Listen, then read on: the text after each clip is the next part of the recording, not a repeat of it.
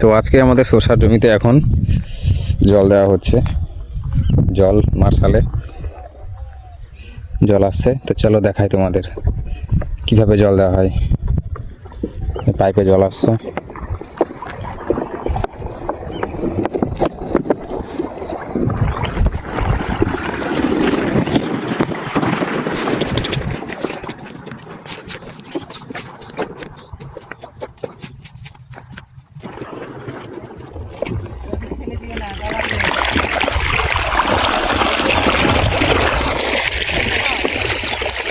এখান থেকে জল